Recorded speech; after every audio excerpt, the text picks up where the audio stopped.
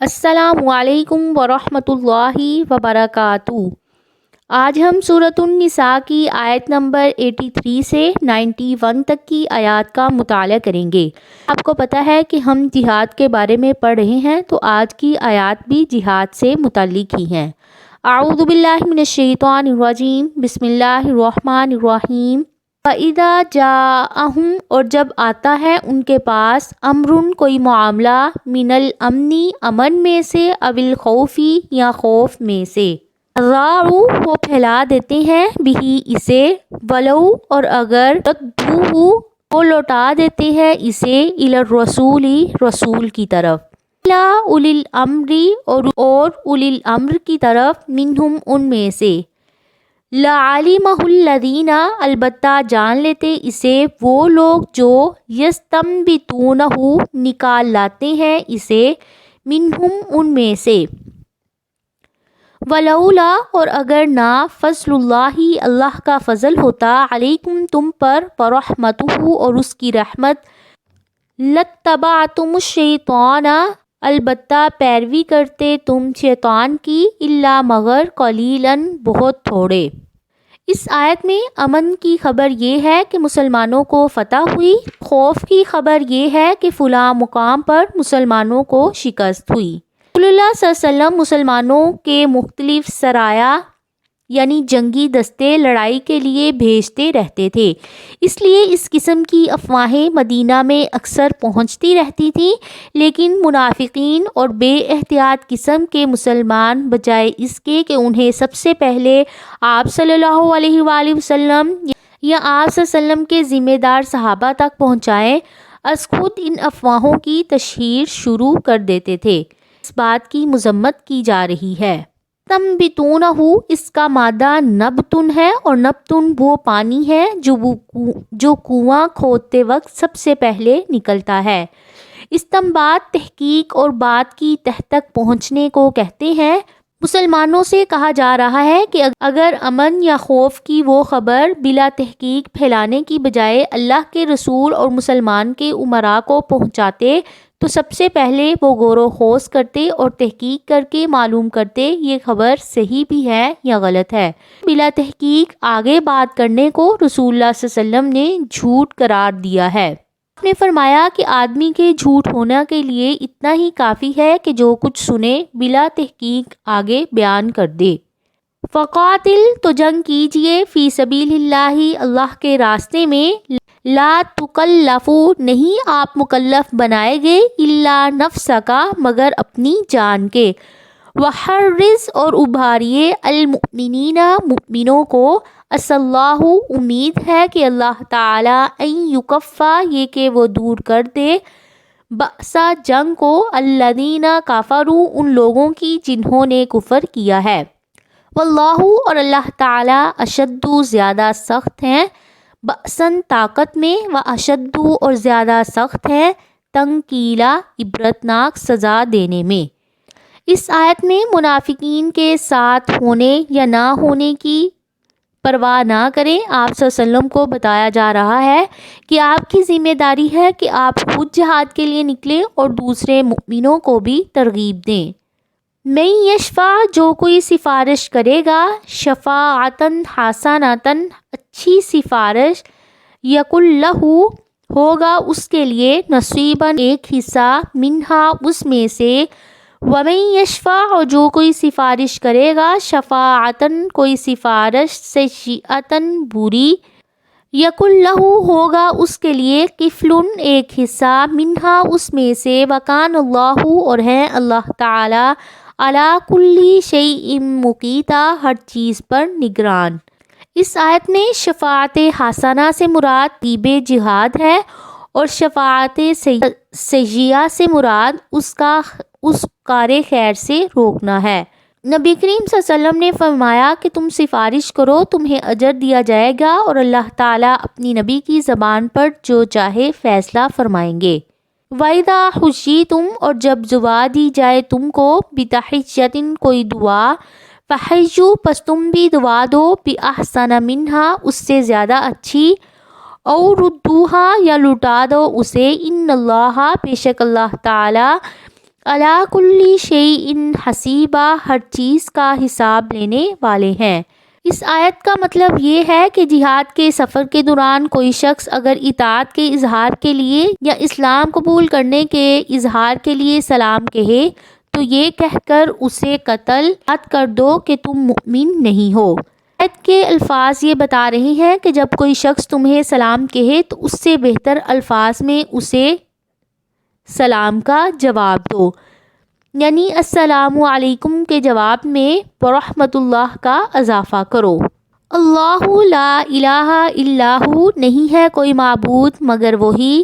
لا یجمعنکم، البتہ ضرور بالضرور وہ جمع کرے گا تمہیں، الی یوم القیامتی، قیامت کے دن۔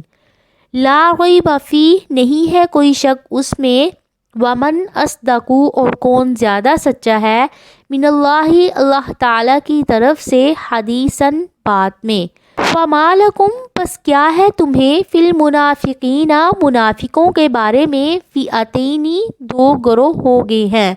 واللہ، اور اللہ تعالیٰ نے، ارکسہم، الٹا پھیر دیا انہیں، بما، اس وجہ سے جو، کاسبو، انہوں نے کمائی کی۔ اتریدون، کیا تم چاہتے ہو، ان تہدو، یہ کہ تم ہدایت دو، من، اس کو جو، اضل، گمراہ کر دیا، اللہ، اللہ تعالی نے،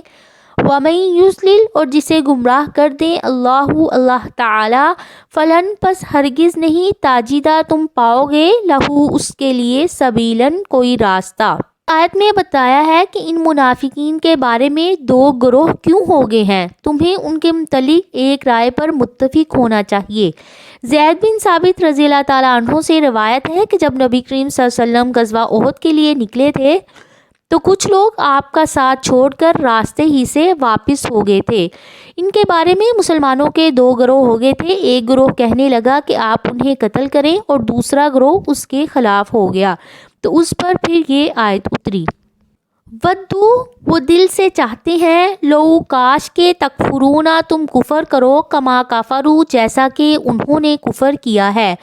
فتکونون، پس تم ہو جاؤ، سواء، برابر، فلا تتخذوا، پس نہ تم بناؤ، منہم، ان میں سے، اولیاء، دوست،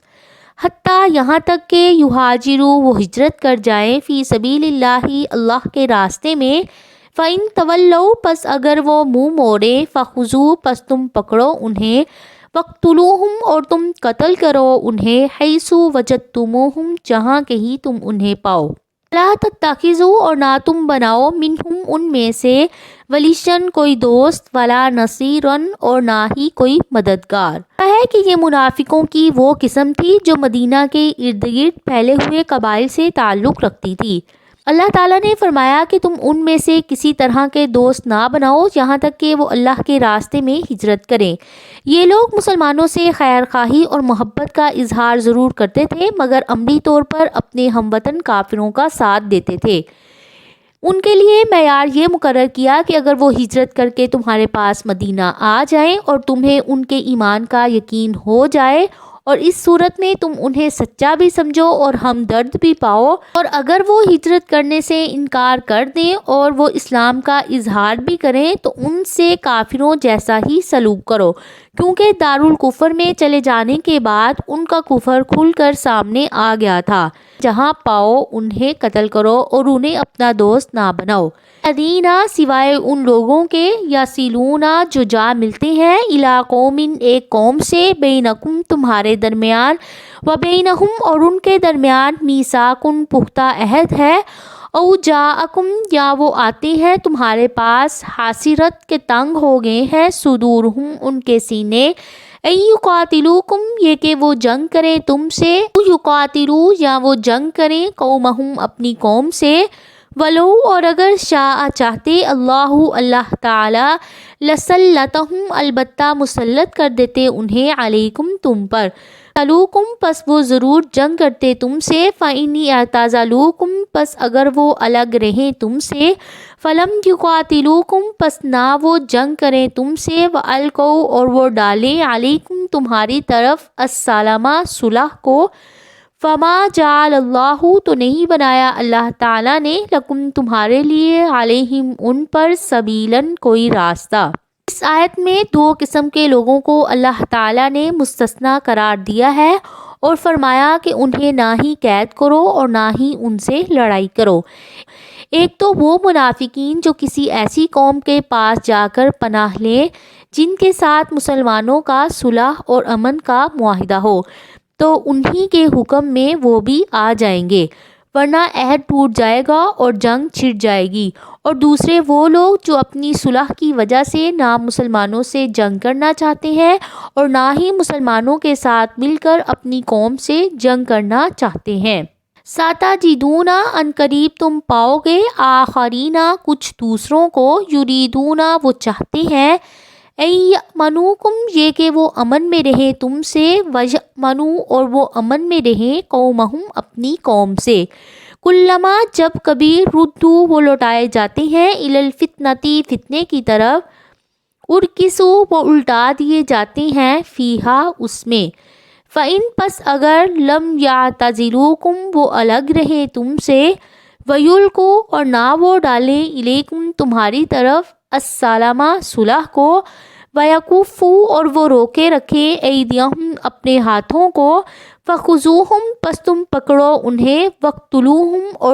اور تم قتل کرو انہیں حیث جہاں کہیں ثقفتموہم تم پاؤ انہیں۔ وَأُولَئِکُمْ اور یہی وہ لوگ ہیں جعلنا ہم نے بنایا لکم تمہارے لیے علیہم ان پر سلطاناً غلبہ مبیناً واضح۔ آیت کریمہ میں ایک تیسری قسم کے لوگوں کا حال بیان کیا جا رہا ہے جو بہت ہی بدترین قسم کے منافق ہیں۔ ڈنڈورا تو اپنی امن پسندی کا پیٹتے ہیں مگر جب داؤ لگتا ہے تو اسلامی دشمنی میں کوئی بھی کسر اٹھا نہیں رکھتے ہیں۔ ان کا امن پسندی کا دعویٰ سچا ہونے کی تین ہی صورتیں ہیں، ایک یہ کہ مسلمانوں سے صلح کریں، دوسرا لشکر کفار میں شامل نہ ہوں، تیسرا اگر انہیں مجبوراً شامل بھی ہونا پڑ رہا ہے تو وہ اپنے ہاتھوں کو روکے رکھیں۔ جیسا کہ جنگ بدر میں حضرت عباس کے متعلق رسول اللہ صلی اللہ علیہ وسلم نے حکم دیا تھا کہ انہیں قتل نہ کیا جائے کیونکہ وہ مجبور کر کے لائے گئے ہیں۔ اگر یہ تینوں شرطیں نہ پائی جائیں تو اس کا مطلب کیا ہے کہ ان کی نیتوں میں فتور ہے۔ لہٰذا ایسے منافقوں کا علاج کیا ہے کہ انہیں پکڑو اور جہاں کہیں وہ تمہیں ملے انہیں قتل کر دو۔ یہ تھی آج کی آیات جن کا ہم نے مطالعہ کیا۔ آپ ان آیات کو جو لوگ سنتے ہیں اس کو آگے بھی شیئر کریں